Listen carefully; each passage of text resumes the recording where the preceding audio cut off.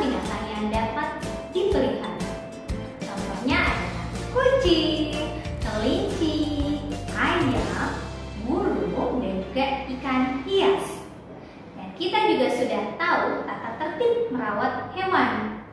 Ya, cara merawat hewan itu bisa dengan diberi makan, diberi minum, disediakan kandangnya, dan juga jika hewan peliharaan kita sedang sakit, kita harus membawanya ke dokter hewan. Nah, itu adalah tentang hewan atau binatang. Untuk hari ini kita akan belajar tentang tumbuhannya. Bagaimana cara merawat tumbuhan, dan juga seperti biasa kita akan belajar tentang kalimat tegak bersambung. Miss mau bertanya dengan teman-teman di rumah, apakah anak soleh dan solehah Al-Kahfi atau orang tua di rumah memiliki atau memelihara tanaman?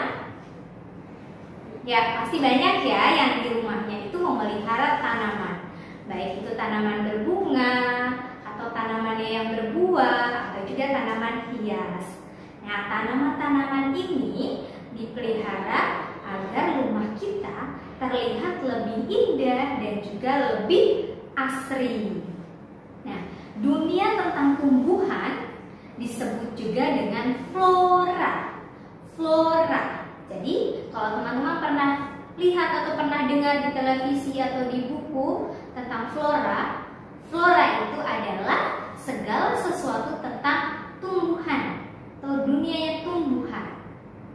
Nah, tumbuhan-tumbuhan itu ada berbagai jenis. Ada tanaman hias, ada juga tanaman pangan, tanaman perkebunan, dan juga tanaman kehutanan. Bisa kan jelaskan satu-satu ya. Dimulai dari tanaman hias. Tanaman hias ini adalah tanaman yang dipelihara di halaman atau di taman rumah kita. Tanaman hias ini ada yang berbunga, ada juga yang tidak berbunga, seperti kaktus dan juga aglonema. Yang kedua yaitu tanaman pangan. Tanaman pangan yaitu tanaman yang menghasilkan sumber utama makanan, sumber utama kebutuhan pokok kita. Contohnya adalah tanaman padi. Padi menghasilkan beras. Beras itu kalau sudah dimasak menjadi nasi, dan itu menjadi sumber utama makanan kita ya. Sebagian besar masyarakat Indonesia makanan pokoknya adalah nasi. Yang ketiga yaitu tanaman perkebunan. Tanaman perkebunan ada yang dapat dimakan, ada juga yang tidak dapat dimakan. Nah, yang dapat dimakan contohnya adalah buah-buahan dan juga sayur-sayuran. Ada buah-buahan jeruk, apel, semangka, dan masih banyak lagi. Serta tanaman sayuran seperti wortel, bayam, selada, dan masih banyak lagi. Tanaman perkebunan juga ada yang tidak dapat dimakan, yaitu seperti pohon karet. Pohon karet tidak bisa kita makan ya. Yang selanjutnya adalah tanaman kehutanan. Tanaman kehutanan ini adalah tanaman yang ada di hutan, yang tumbuh di hutan, yang dapat dihasilkan dan digunakan untuk bangunan, untuk membuat bangunan rumah dan sebagainya. Contohnya seperti pohon jati. Ya, pohon jati kayunya dapat kita manfaatkan untuk membuat rumah atau membuat peralatan rumah kita. Kalau tadi kita sudah belajar berbagai jenis tumbuhan, sekarang tumbuhan itu juga memiliki berbagai bentuk. Ada yang ukurannya sangat kecil sekali sampai kita membutuhkan mikroskop untuk melihatnya. Ada juga tumbuhan yang sangat besar dan tinggi sampai melebihi rumah kita.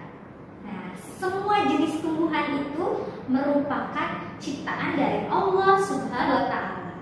Kita harus mensyukurinya. Bagaimana cara kita mensyukurinya? Ya, cara kita mensyukurinya adalah dengan cara merawat tanaman itu dengan baik Dan juga kita harus menjaga kebersihan lingkungan sekitar. Nah, sekarang Miss Sina akan jelaskan bagaimana ya cara merawat tanaman. Cara merawat tanaman yang pertama tentunya harus disiram dengan tepat. Disiram dengan tepat, tidak boleh terlalu banyak kalau menyiram tanaman ya. Disiram secukupnya, disiram pagi dan sore hari. Yang kedua yaitu diberikan pupuk. Tanaman harus diberikan pupuk supaya tumbuh dengan subur. Yang ketiga dengan memberinya sinar matahari yang cukup. Diberikan sinar matahari secukupnya. Karena tumbuhan itu membutuhkan sinar matahari untuk melakukan proses fotosintesis. Yang keempat, ya, dibuang atau dipotong tanaman yang kering, bagian yang kering.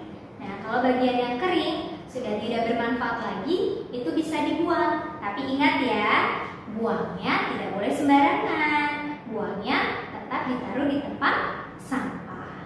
Yang kelima, yaitu disiangi gulma tanamannya. Gulma itu apa ya, Miss? Gulma merupakan tanaman pengganggu. Tanaman yang dapat mengganggu tanaman utama. Jadi kita harus membuangnya supaya tidak mengganggu tanaman utamanya. Nah, teman-teman, itulah beberapa cara yang dapat dilakukan untuk merawat tanaman kita supaya terlihat lebih asri dan juga tumbuh dengan subur. Selanjutnya, kita akan belajar menulis kalimat tegak bersambung. Teman-teman simak ya. Teman-teman, hari ini kita belajar menulis kalimat tegak bersambung. Di sini Miss punya 3 kalimat, 1, 2, 3. Kalimat pertama, Ibu dan Melanie selalu menyiram bunga. Sekarang kita rubah ya, kalimat ini menggunakan huruf tegak bersambung dan juga huruf kapital yang tepat. Kita mulai dari Ibu. I-nya di awal kalimat kita memakai huruf kapital. Kita mulai dari I, Ibu. Nulisnya di baris ketiga ya. Dan D-nya dari baris kedua. Ini baris ketiga selebihnya. Lalu Melanie. M-nya nama orang harus menggunakan huruf kapital. Kapitalnya dimulai dari baris pertama sampai baris ketiga. Melanie selalu menyiram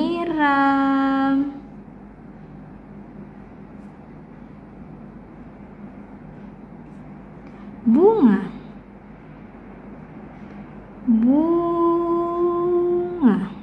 Jangan lupa setiap akhir kalimat diberikan tanda titik.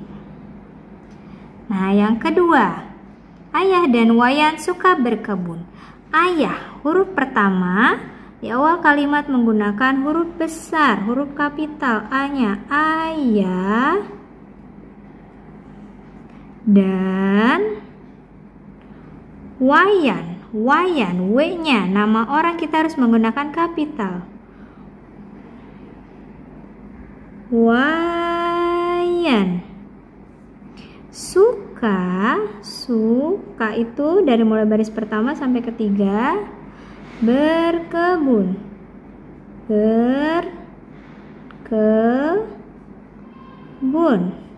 Titik. Kalimat yang ketiga, hari Minggu Edo pergi ke taman. Hari Minggu hanya karena di awal kalimat pakai huruf kapital. Hari Minggu nama hari, M-nya pakai kapital ya. Minggu.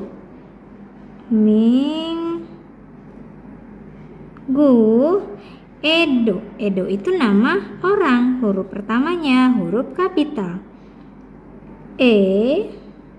Do. Pergi.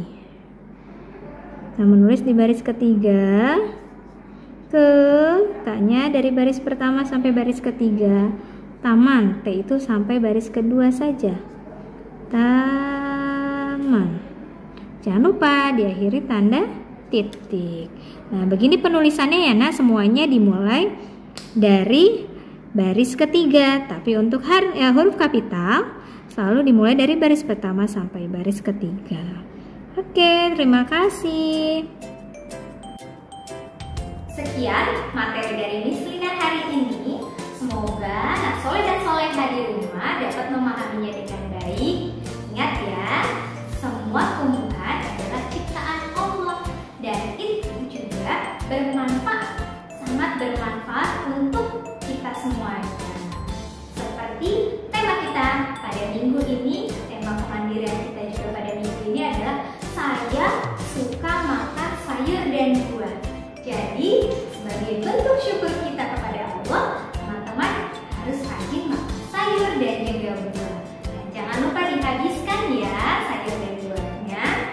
Selain itu, sebagai bentuk syukur kita terhadap ciptaan Allah, terhadap tumbuhan yang sudah diciptakan oleh Allah SWT, kita harus merawatnya dengan baik dan juga kita harus menjaga lingkungan sekitar dengan baik. Cukup sekian dari Miss Lina. Kita tutup dengan membaca hamdalah. Alhamdulillahirabbil alamin. Sampai ketemu lagi di video selanjutnya. Wassalam.